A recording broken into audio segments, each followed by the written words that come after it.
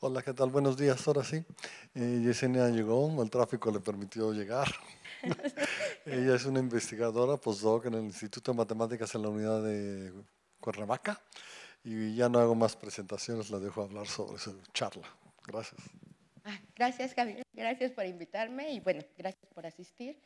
Yo les voy a hablar hoy de los problemas aditivos y multiplicativos de varias variables complejas. Estos problemas vienen de dos teoremas que vemos en C, que es el teorema de Weierstrass y el teorema de Mittag-Leffler. Bueno, el aditivo es la extensión del teorema de Mittag-Leffler a varias variables complejas y el multiplicativo es la extensión del teorema de Weierstrass a varias variables complejas. Entonces, bueno, para el caso complejo, lo que tenemos es que siempre estudiamos las funciones analíticas y meromorfas, ¿no? Y queremos ver dónde se anulan, dónde tienen ceros o dónde tienen polos. Pero, por ejemplo, si yo les doy una cantidad finita de ceros, pues es fácil construir la función, ¿no? Solo ponen el producto de z menos el punto que quieren que sea cero por así, ¿no? Si quieren que sea meromorfa, pues nada más dividen, ¿no? Entre 1 y ya es una función meromorfa. Pero, ¿qué pasa si yo quiero una cantidad de números infinitos? ¿Eso se puede? Bueno, pues en C sí se puede.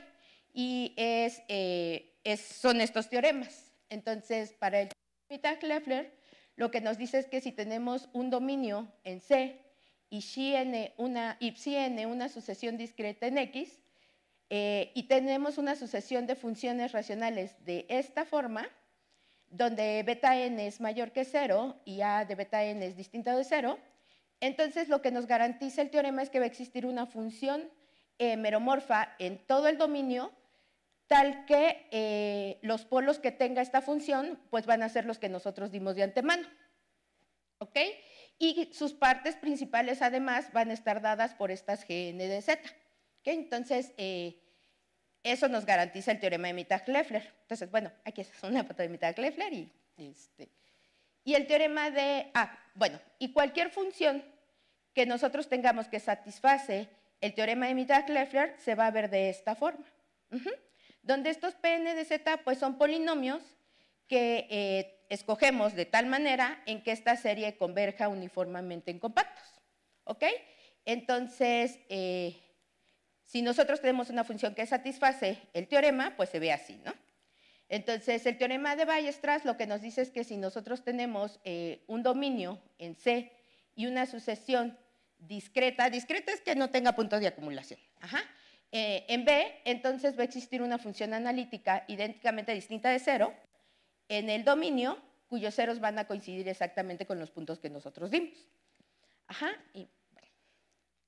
Entonces, para cualquier función que nosotros tengamos que satisface el teorema de Weierstrass, la vamos a poder representar de esta forma, como el producto infinito de esta resta.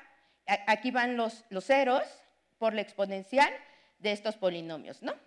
Y donde g de z es una función entera. Entonces, como corolario, tenemos que si B es un dominio simplemente conexo y tenemos dos sucesiones discretas distintas entre sí, entonces podemos encontrar una función meromorfa en todo el espacio, en todo B, en todo el dominio, tal que los ceros van a coincidir con los de la sucesión psi n y sus polos van a coincidir con los puntos de la sucesión xi n. ¿Ok? Entonces, bueno, como ejemplo fácil, pues está el seno, ¿no?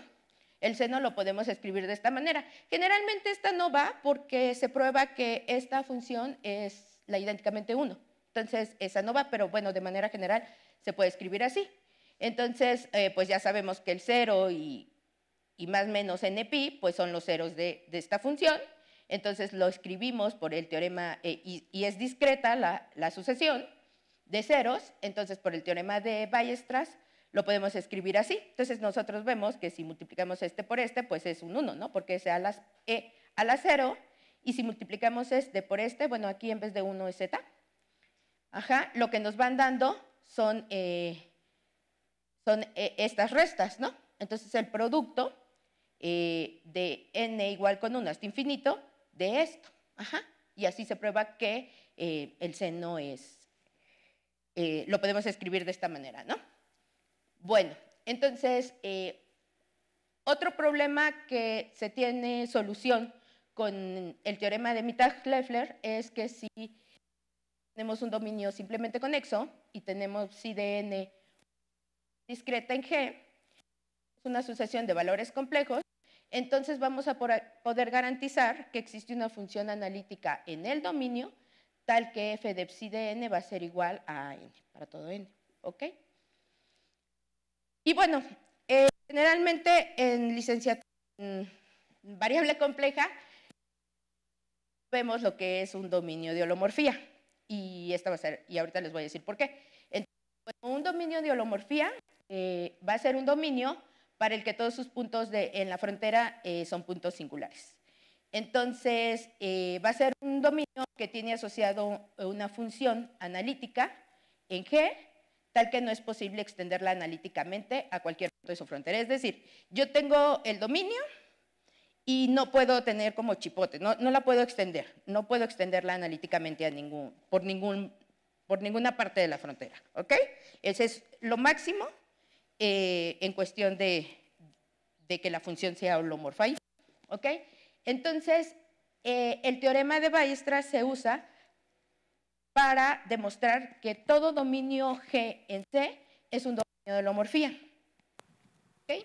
Y por eso es que en C no vemos generalmente dominios de holomorfía, porque todos van a ser dominios de holomorfía, ¿ok? Pero ya cuando nos vamos a dimensiones más grandes, pues ya no se tiene que todos los dominios sean dominios de holomorfía, ¿ok? Bueno, entonces, era lo que les decía, en el caso de varias variables complejas, ni los ceros ni las singularidades de una función van a ser aisladas, ¿ok? Entonces, lo que van a ser como sábanas de cero o sábanas de singularidades, eso es lo que van a tener, ¿ok? Entonces, pues si quisiéramos pasar los teoremas como los enuncié ahorita, pues no se podría, carecería de sentido. Entonces, lo que se hace es ponerlo en términos de gavillas y de gérmenes, y ahorita les voy a explicar cómo.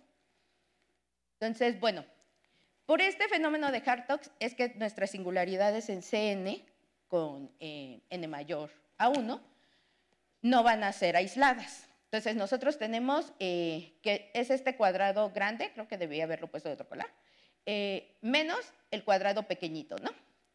Y entonces ese va a ser nuestro omega. Entonces, lo que va a decir el teorema de Hartog es que si yo tengo una función holomorfa en el cuadrado de afuera, sí, menos este chiquito, yo puedo extenderlo a todo el cuadrado, de manera analítica, holomorfa, ¿ok? Entonces yo puedo encontrar una función que esté definida en todo el cuadrado, tal que yo al restringirla a este pedacito menos este, es igual a la función que yo tenía en omega, ¿ok? Entonces, por este fenómeno de Hartog que se da en varias variables complejas es que nuestras singularidades no van a ser aisladas. Bueno, ¿sí? Ok. Entonces, vamos a ver lo que son funciones holomorfas y meromorfas en Cn. Entonces, una función complejo evaluada definida en un subconjunto de Cn va a ser holomorfa en cada punto de W, en un punto de W en D, si existe una vecindad tal que la función se puede ver en serie de potencias, ¿no? Se puede expandir en serie de potencias. La cual va a converger para todo Ct nu. Y bueno, el conjunto de funciones holomorfas en D, pues lo denotamos así, ¿no? Entonces, si yo tengo una función que depende de Z1, Z2 y Z3, pues yo puedo variar Z1, fijar Z2 y Z3 y ver si es holomorfa ahí. Igual para Z2, igual para Z3. Y si es holomorfa en cada variable por separado, yo puedo decir que es holomorfa en D, ¿ok? Entonces F es holomorfa en D si lo es en cada variable por separado. Bueno, ¿por qué tenemos que ver gavillas? Porque si ustedes recuerdan, una función meromorfa, bueno, hay maneras diferentes de definir una función meromorfa, que todas son equivalentes, ¿no? En términos de su serie de Laurent, pero una de ellas es que la podemos representar como cociente de dos funciones holomorfas. Ajá, de tal manera que la que está abajo sea distinta de 0. Pero eso se hace globalmente en C. Para CN no vamos a poder hacer eso. Entonces lo vamos a tener que hacer localmente. Entonces para eso vamos a usar gavillas y gérmenes. Entonces una gavilla de anillo sobre un espacio topológico D va a ser, es un espacio topológico S junto con una función que va de S a D, tal que cumple que la función pi es un homomorfismo local. Y para cada z que yo tome en D, el conjunto pi a la menos 1 de z, que está contenido en S, pues tiene la estructura de un anillo. Ajá. Y las operaciones del anillo pues son continuas en la topología de S. ¿Ok? Entonces, si yo tengo un punto en Cn, un elemento función, pues va a ser en A va a ser una pareja de este tipo, donde F pues va a ser una función que va de U a C y U va a ser una vecindad abierta de A. ¿Ok? Entonces, al conjunto de las clases de equivalencia de los elementos función en A, pues lo llamamos conjunto de gérmenes de funciones de A y lo denotamos por F de A. Entonces, vamos a decir que el germen es holomorfo si esta función es holomorfa. ¿Ok? Así lo vamos a definir. ¿Ok? Y vamos a denotar al conjunto de gérmenes por OA. Bueno. Entonces, ¿qué va a ser un germen meromorfo? Pues un germen meromorfo lo vamos a poder expresar como cocientes de gérmenes holomorfos. Ajá, donde GA va a ser distinto del germen 0. ¿Ok? Va a ser distinto de 0. Y MA va a representar el campo de gérmenes de funciones holomorfas en A. ¿Ok? Entonces, si tenemos un abierto en Cn, pues una función meromorfa va a ser una función de este tipo que va de D a la unión de estos MA, tal que A está en D, y que le asocia a cada A pues su germen, ¿no? Entonces, va a tener las siguientes propiedades. M de A pues siempre va a estar en el campo para todo A en D. Para todo A en D que yo tome va a existir una vecindad conexa y funciones holomorfas. Ajá, con G distinta de 0, tal que yo pueda escribir a mi germen meromorfo de esta forma, ¿no? Para toda A en U. Y entonces al conjunto de todas las funciones meromorfas en D va a ser denotado por MD. ¿Ok? Bueno. Entonces, bueno, los problemas que usan el problema aditivo y el multiplicativo lo vamos a hacer por medio de variedades complejas. Entonces, vamos a definir qué es una variedad compleja. Entonces, vamos a tener un espacio de Hausdorff y que vamos a tener un atlas, que son estas parejas donde los UI son abiertos, tal que la unión me da todo M, y los phi I van a ser funciones, homeomorfismos, que van de UI a omega I, ¿no? Que es un subconjunto de Cn. Entonces, si yo tengo I y J en el índice, tal que la intersección es distinta del vacío, entonces la composición va de aquí a acá y va a ser una función biolomorfa entre subconjuntos abiertos de Cn. Entonces, bueno, es esto, ¿no? En dibujitos, pues tengo mi espacio de Hausdorff, tengo mis puntos, la intersección es distinta del vacío, agarro mis bolitas aquí y me bajo con los homomorfismos, ¿no? Y entonces aquí puedo pasar de aquí a acá, ¿ok? Entonces esto sería una variedad compleja, ¿ok?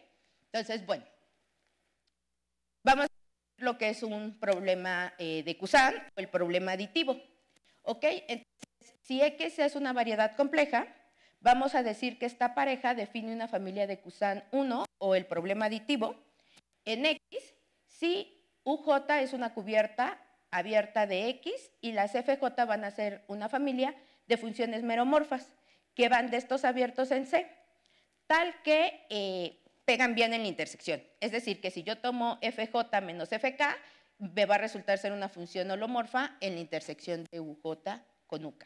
¿Ok? Entonces vamos a decir que esto define una familia de Kusan, una familia aditiva. ¿Ok? Entonces, ¿qué es el problema? Pues yo me tomo una familia de Kusan 1 y quiero ver si existe una función global, porque todo lo estamos haciendo en términos locales, ¿no?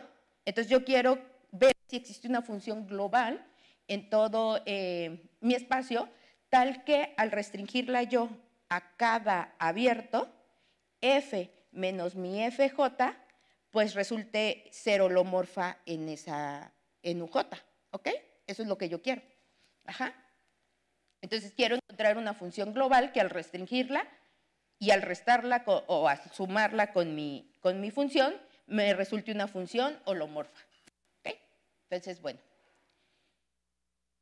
Para ver si tienen solución o no, porque en el caso de C, pues era un teorema y pues siempre hay solución, ¿no? Pero aquí es problema, entonces hay veces que tiene solución y hay veces que no tiene solución. Entonces, las soluciones se ven por medio de los grupos de cohomología, ¿ok? Entonces, para definir lo que es un grupo de cohomología, pues primero tenemos que ver qué es una cocadena, ¿ok? Entonces, si X es una variedad compleja y U es unión de estos abiertos, una R cocadena F en U, pues va a ser una regla que asigna a cada intersección ordenada de R más un conjuntos, a esta intersección, una función holomorfa, que va a estar definida en esta intersección. Fuera de la intersección o si la intersección es vacía, la función va a ser igual a 0. ¿Ok? Y las cocadenas me van a formar un grupo abeliano bajo la suma. ¿Ok? Y la voy a denotar de esta forma. ¿Ok? Donde esta pues va a ser mi variedad compleja, U va a ser mis abiertos, pues van a ser las holomorfas en U. ¿Ok? Bueno. La operación es la suma de funciones en cada punto. Ajá, sí. Entonces, bueno, el operador con frontera va a ser una función lineal, R sobre CR más 1, ¿ok? Entonces le vamos a aplicar el operador con frontera a F y vamos a tener que es igual a esta suma, donde este gorrito lo que dice es que se elimina ese término, ¿no? Entonces, ay, no sé si hay, aquí, bueno, aquí no sé si se vea, aquí, podemos definir, por ejemplo, delta de F, por ejemplo, de I1, 2 y 3, ¿no? Así, bueno, I1, I2, e I3, ¿ok? Y entonces esto lo vamos a poner como la suma desde, no sé, S igual con 0 hasta 3, de menos 1 a la S, de F, de, bueno, es que le podemos poner, aquí en vez de ponerle I, esta sí, le voy a poner IJK, ¿ok? Y, ¿Puedes subir el pizarrón del medio para que le dé la luz? Ok, aquí, sí, no sé si alcanzan a ver todas, sí, IJK, ¿ok? Entonces lo que tendría aquí es este de I, aquí le puedo poner I, J y K, ¿no? Entonces en el primero pues sería 0, este sería 0 y quito esta I, ¿no? Quedaría, esto sería FJK, ¿ok? Luego, en el segundo tengo un 1, ¿no? Entonces sería menos, y quito el segundo, FIK. Y en el tercero, pues tengo, ¿qué? Tengo un 2, ¿no? Aquí, y bueno, es que este va de 0 a 2, ¿ok? Entonces sería I, ¿qué me quedaría? Más F, y quito el tercero, ¿no? IJ. Y al voltear, volteo el signo, ¿ok? Hago y entonces esto me queda FJ, K más F, y KI más FJ, más FIJ, ¿ok? Y esto es igual a 0, Entonces esto va a estar definido, FJK va a estar definida, ¿en qué? Pues en la intersección, ¿no?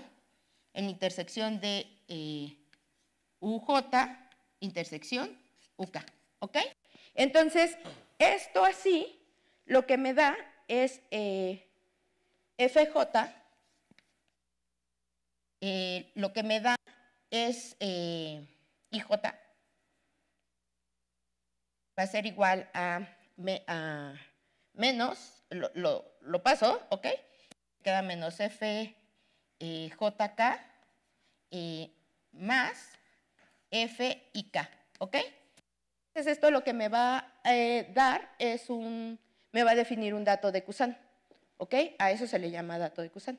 Y entonces esa es una cofrontera. Esto es igual a 0, esto es igual a 0, ¿ok? Entonces, las cofronteras me van a formar también un grupo abeliano bajo la adición, ¿ok? Y una cocadena va a ser llamado un cociclo cuando su cofrontera es 0, o sea, cuando pasa esto. Ajá. Y entonces, como delta es una función lineal, pues la suma y la diferencia de dos cociclos pues vuelve a ser un cociclo. Y los cociclos me van a formar un grupo abeliano, ¿ok? Entonces, bueno, este es un corolario ajá, que pues es prácticamente pues, poner la definición, ¿no? Entonces lo pueden hacer ejercicio. Entonces, bueno, aquí había puesto el ejemplo de una cocadena, que era que a cada intersección ordenada le asociaba una función, f y j, definida en la intersección, tal que va a ser igual a 0, idénticamente 0, si la intersección es vacía, ¿no? O el uj es vacío, ¿ok? Entonces, bueno.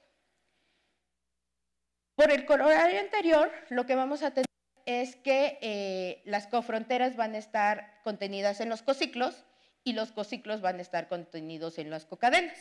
Y entonces a nuestro R grupo de cohomología va a ser este cociente. Ajá, esto es lo que vamos a llamar el R grupo de cohomología. ¿Sí? Entonces, HR también va a ser un espacio vectorial sobre los complejos. ¿Ok? Bueno. Vamos a tomar que son grupos abelianos, ¿no?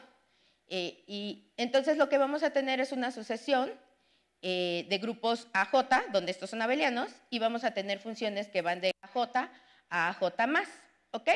Entonces, a esta le vamos a llamar una sucesión exacta en AJ si la imagen de phi j-1 es igual al kernel de phi j, ¿ok?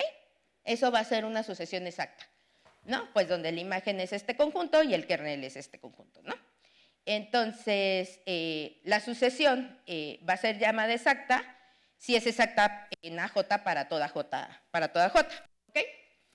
Bueno, entonces esta va a ser exacta, esta sucesión va a ser exacta si solamente si, pues phi es inyectiva y psi es suprayectiva, ¿ok? Es decir, pues que la imagen de phi sea igual al kernel de psi. Entonces, este es un teorema fuerte que si nosotros tenemos una sucesión exacta de cohomología de esta manera, una sucesión exacta corta de gavillas, entonces lo que nos garantiza es que va a existir una sucesión exacta de esta forma. ¿Ok? Eso es lo que tenemos como teorema. Entonces, ¿cómo lo aplicamos? Tenemos una variedad compleja. Definimos la gavilla de gérmenes de funciones holomorfas, que lo vamos a denotar por O. Y definimos la gavilla de gérmenes de funciones meromorfas, que van a ser M. Tomamos la inclusión de las holomorfas a las meromorfas y tomamos la proyección de M al cociente M sobre las holomorfas. ¿Ok? Y entonces formamos esta sucesión exacta, donde esta es la inclusión y esta es la proyección. Y aplicamos el teorema de sucesiones exactas de cohomología y entonces lo que vamos a tener es esta sucesión exacta. ¿Ok? Bueno, entonces el primer teorema nos dice que si X es una variedad compleja, entonces el problema aditivo de Kusan tiene solución en X si solamente si delta es el homomorfismo trivial, ¿no? O sea, es el que manda a todo elemento de aquí en el 0 de acá, ¿ok? O sea, aquí tiene que ser este 0, ¿no? Es H, este es el 0, ¿no? Oye, ¿dónde está? Esta, ¿no? Aquí, ya, se acaba. Aquí esto lo manda al 0, ¿ok? ¿Sí? Entonces, como corolario, si H1 es igual a 0, entonces el problema aditivo de Kusan siempre va a tener solución, ¿ok? Bueno, y para C2, el caso exclusivo en que tengamos igual a 2, si tenemos un conjunto abierto, entonces Cartan demostró que el primer problema de Kusan tiene solución si solamente si X es un dominio de holomorfía. Entonces, bueno, aquí está. ¿Qué era un dominio de holomorfía? Pues que no se puede extender más allá, ¿no? Que no es una figura de Hartogs, ¿ok? Entonces, para el problema multiplicativo, vamos a tener que esta es una familia, vamos a definir una familia de Kusan 2 en X, si UJ es una cubierta abierta de X, y FJ van a ser funciones meromorfas que van de los abiertos a C, tal que el cociente me resulta una función holomorfa en la intersección de UJ con UK. ¿Te molesta si haces un pequeño resumen ahorita? Porque ha habido muchas definiciones técnicas. ¿Cuál es el problema de Cosan? ¿Cuál es lo que acabas de demostrar para que haya solución? Nada más como hacer como un resumen para tener presente y saltarnos toda la parte más técnica y saber un poquito cuál es la idea. Lo que se pide en el problema de Kusan es que yo tengo una cubierta, tengo una variedad compleja. Tengo una cubierta de esa variedad, ¿ok? Y tengo funciones que son meromorfas en esos abiertos, ¿ok? Entonces yo quiero encontrar, lo que se pide en el problema es si va a existir una función global tal que al restringirla yo a cada abierto, f menos mi función que vive en el abierto, fj, digamos, es holomorfa, resulta ser holomorfa.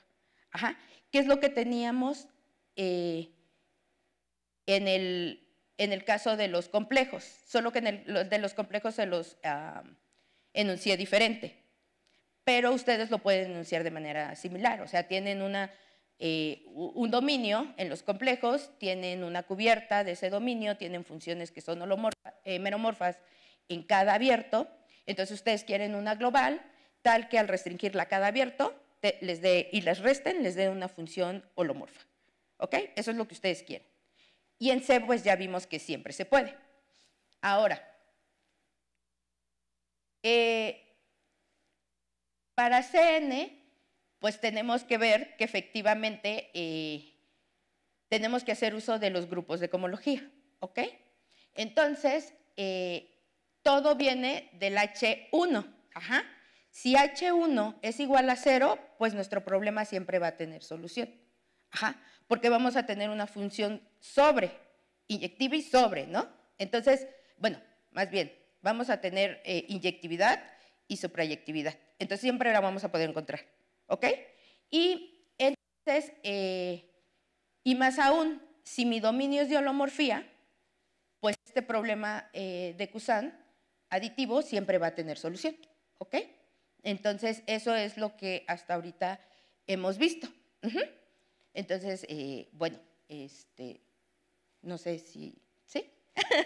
Ok. No sé si tengan alguna pregunta hasta ahorita. ¿No? Ok. Bueno. Bueno, o sea, también notar que en C, por ejemplo, tenemos la forma como debe de ser la función. Y usamos solo herramientas de análisis. No usamos nada de geometría algebraica. Topología algebraica. Bueno, entonces, ya cuando nos vamos a CN, pues ya vamos a necesitar hacer uso de la geometría algebraica, ¿ok? Entonces, y ya solo vamos a tener como una respuesta ya sea afirmativa o negativa, pero no vamos a saber cómo es esa función. No nos dice qué forma tiene, no nos dice nada. Solo nos dice si tiene solución o no tiene solución el problema, ¿ok? Entonces, bueno, para C2 se tiene este resultado, ¿ok?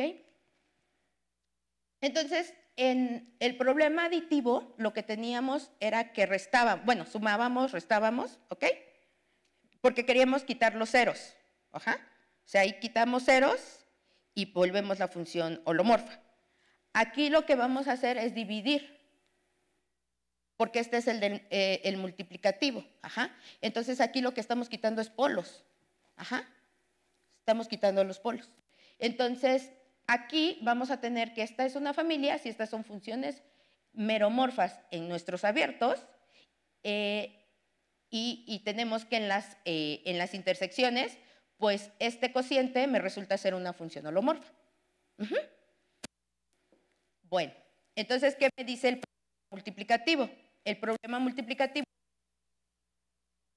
de Kusan 2 en una variedad compleja, entonces quiero saber si existe una función global en X tal que yo al restringirlo a cada UJ, y tomar el cociente, me resulte ser una función holomorfa. Eso es lo que yo quiero ver, ¿ok? Entonces, bueno.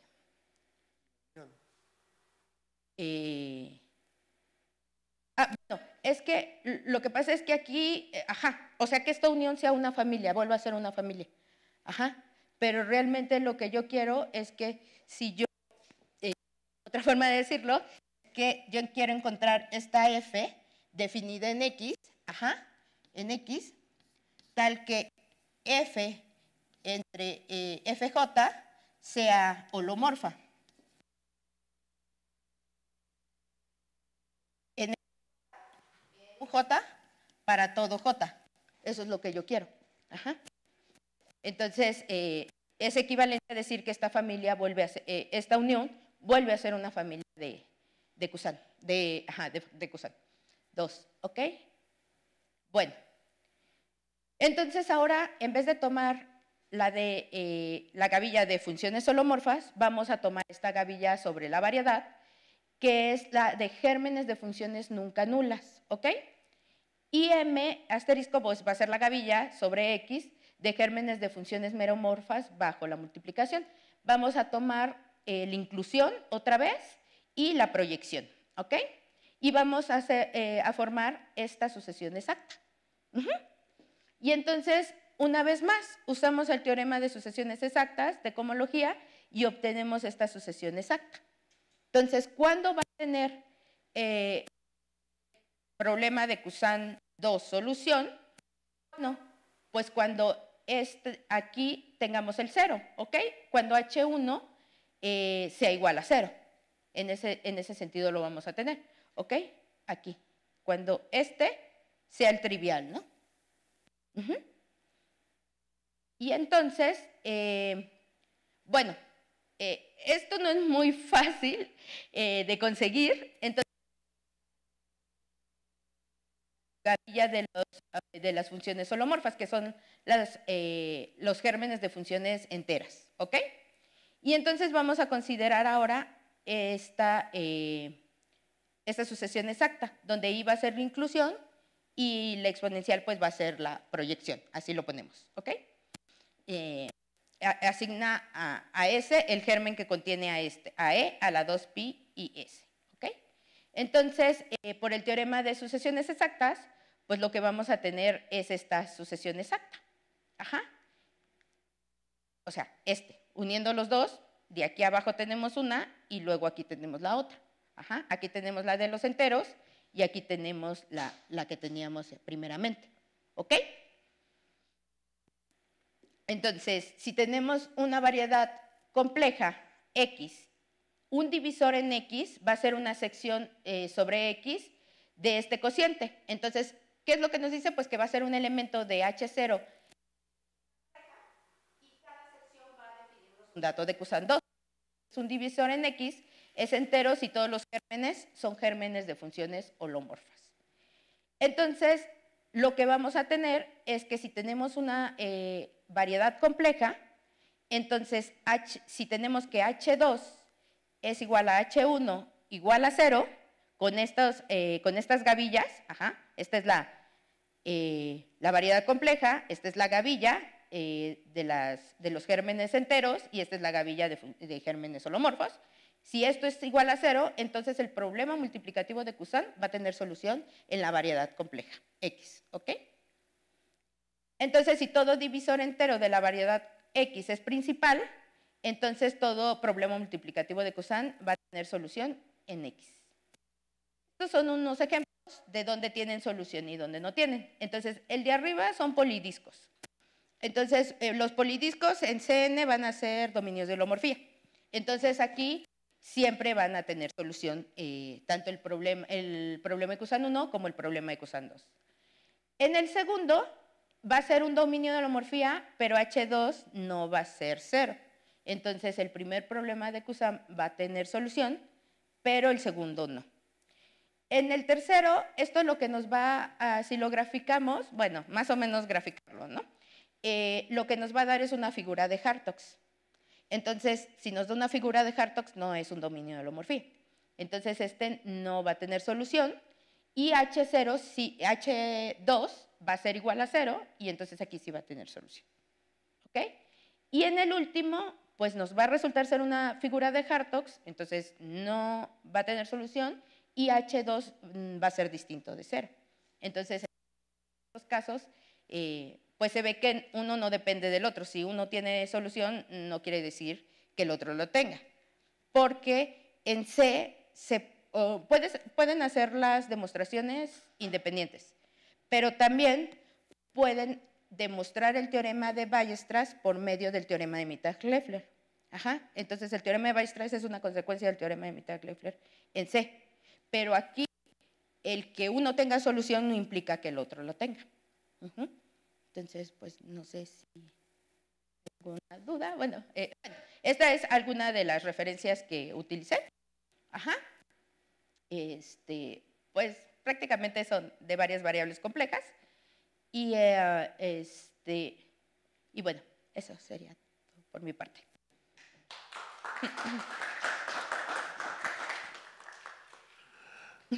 ¿Dudas? Dudas, preguntas, comentarios, quieren que vea alguna otra parte, regresar a algo, en fin, lo que quieran.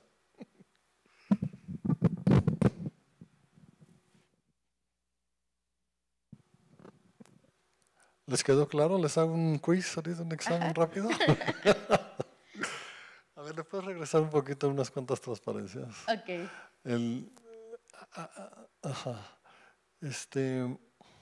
No sé, para acá.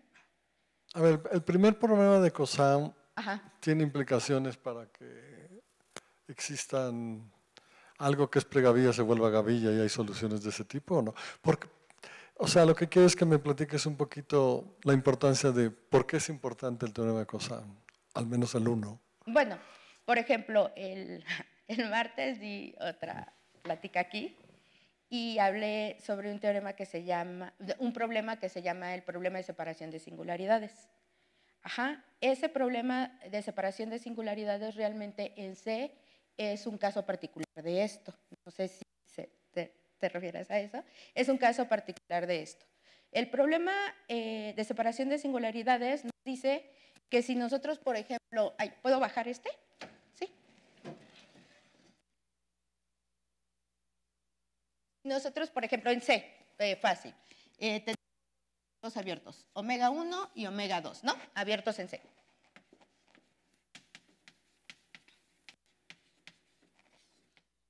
Tal que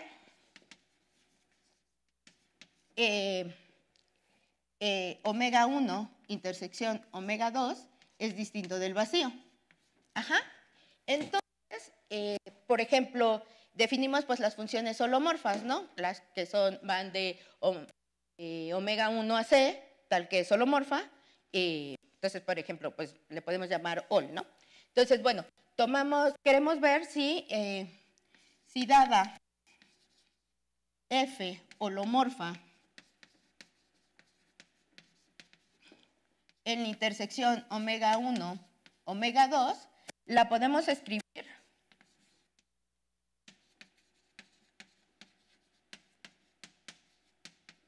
como suma de dos funciones.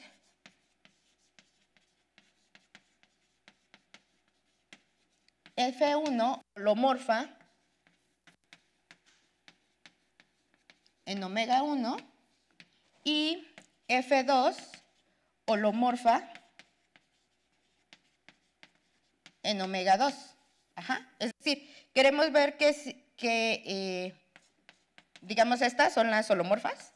En omega 1 intersección omega 2, lo puedo ver como las holomorfas en omega 1 más una holomorfa en omega 2. Pero más aún, yo puedo definir, en C pues ya sabemos que sí, pero lo puedo definir para espacios de Bergman, armónicos. Ese problema lo puedo definir para LPs, que me hicieron la pregunta el martes. Entonces, lo puedo definir para cualquiera, pero más aún, por ejemplo, Orsoni, es un matemático, demostró en el 2021 caracterizó el espacio de estados alcanzables de una ecuación de calor. Esa ecuación lo que hace es, da la ecuación de calor, resuelve, y entonces la ecuación depende de un X y un T. Y entonces lo que él hace es extenderlo, se extiende a los complejos, y entonces mueve Z, y mueves las condiciones iniciales y las condiciones de frontera. Ajá. Y entonces lo que él hace es caracterizar el espacio de estados alcanzables. O sea, lo que él hace es que tiene, por ejemplo, este sector y tiene este sector, ¿ok? En los complejos. Este es, digamos, omega, y este es 1 menos omega. Entonces, él ve que el espacio de estados alcanzables va a ser igual a este cuadrado, va a ser igual a las funciones que son en el espacio de Bergman de este cuadrado, y las puede descomponer como suma de una función aquí y una función acá. Entonces, esa es una aplicación, y de hecho demuestra que para estos sectores, en el plano, sí se va a poder hacer el problema de separación de singularidades. Entonces, tiene una aplicación, digamos, en las ecuaciones diferenciales, ¿no? Por ejemplo, pues nosotros lo que tratamos de hacer es ya para una ecuación degenerada, no homogénea, con singularidad, y ver si podemos caracterizarlo de esta manera. Pero realmente viene el problema, pues, de esto, solo que es en espacios de Bergman ponderados, el de nosotros. No sé si a eso te referías. Un poquito la motivación. Oye, y en algún momento dices que en C2 hay una solución bajo una condición de COSAM, pero ¿por qué no funciona el método hacia C3, por ejemplo? O sea, ¿se sabe cuál es el problema de por qué no puedes generalizar eso? La verdad, no lo sé, no sabría decirte por qué. Solo se tiene la prueba para C2 en particular. No sé. ¿Y se tiene algún contraejemplo o es un problema abierto? No, es un problema abierto. Es un problema abierto. Y pues yo creo que C2 porque va a ser espacio vectorial, no sé si hay algo por ahí. La verdad no sé bien, pero sí sé que para mayor que 2 no se tiene algo así. Y no se conoce. No se conoce. Bueno, no se conoce realmente, sí. Ok, gracias. Bueno, pues agradecemos a la conferencista, la aplaudimos otra vez.